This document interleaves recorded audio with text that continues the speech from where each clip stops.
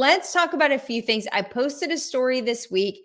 This was really like a very weird freak accident story of the 2-year-old who fell and lodged his toothbrush into the back of his pharynx.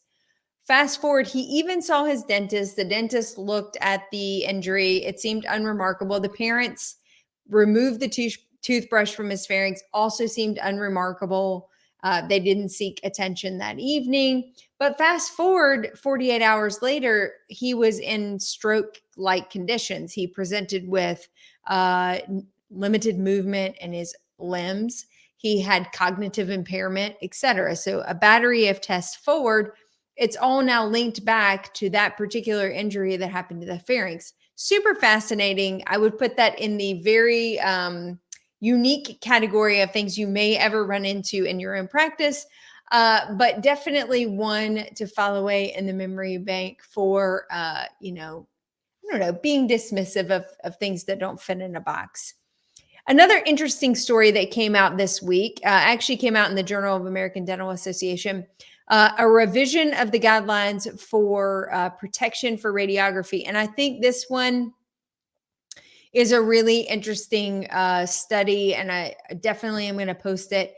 The AAOMR, which is the American Academy of Oral Maxillofacial Radiology, who we happen to have a member of on last week. They identified that no one, or they've revised the modifications for what is required for protection during radiography. And I got to be honest with you, they've dialed it back significantly, basically removing lead line aprons, removing thyroid protection. This was after an ad hoc committee that got together through the AAOMR and looked at all the literature to sort of start to discern whether or not these recommendations were actually valid in the research. Come to find out, they actually couldn't see a statistically different amount of radiation exposure and risk for thyroid cancer and other radiology complications for those who were receiving dental radiography versus those who were not.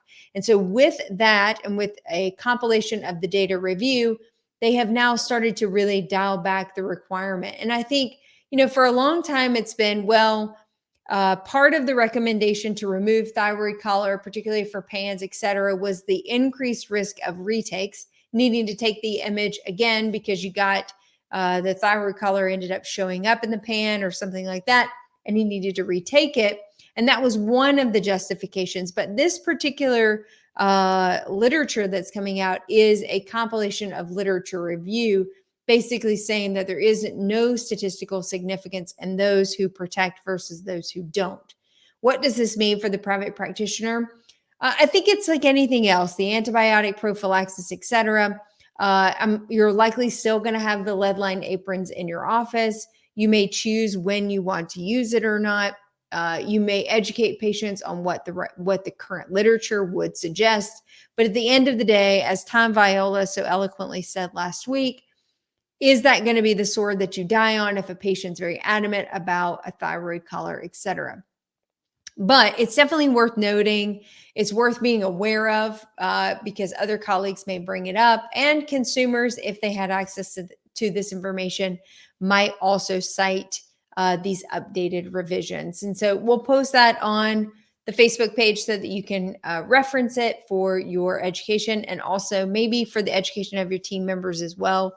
I do think that it's really important. They seem to actually be genuinely concerned about the radiation risk for patients, and I think it warrants continuing to educate them as well. The last thing that we're going to discuss tonight was the ADA, as always, is putting out their statistics each month. They are taking survey data from a broad swath of dentists across the U.S. to kind of gauge a continual pulse on the local level of what's happening in dental offices. Generally speaking, and I think this has been pretty consistent for about the last 6 to 8 months, the overall confidence level of the dentist, both for the dental office to recover post-COVID, but also for the general economy to recover post-COVID, there's still like almost a 50-50 split. Most dentists, or there's almost 50% of the dentists in all demographics, despite age, despite number of years in practice, despite owners versus non-owners, it seems like there's kind of this dividing line where 50% ish, give or take a statistical numerator, thinks the economy will recover, and the other 50% thinks the economy is in trouble and that their practices may not be able to come out of the COVID fog. And I think that continues to sort of feed into a lot of the things you see that folks are posting on Facebook and other groups, looking for resources, help, support, a lot of really good questions about how they can improve their overhead staffing costs. How do they communicate better with patients to close treatment plans? You're seeing all of those different types of questions popping up because people are genuinely concerned about keeping their practices running. The other really interesting statistic that was very consistent across all demographics, both rural and suburban practices, was the number of cancellations that they were experiencing in the practice. The majority of those or openings in the practice, if you flipped it about a year or two ago, it was because of staffing shortages and they just didn't have the staff to be able to take the patients in. Today, it is just genuine no call, no show, or very late last minute cancellations for patients. And frankly, I'm feeling the same thing. We had one schedule at the beginning of the day today, and it was a totally different schedule at the end. And so much of it was last minute cancellations for a variety of reasons. So, I think my practice is fairly representative of what we're seeing across the board in the US in those HBS statistics. So we'll continue to watch to see if things are changing and if there's a pulse that we need to let you know about. But that's why you tune in every week, right? It's not just Jeff's pretty face and Chad's witty banter. It's this hard hitting journalism that we bring to you. And with that, that's the news.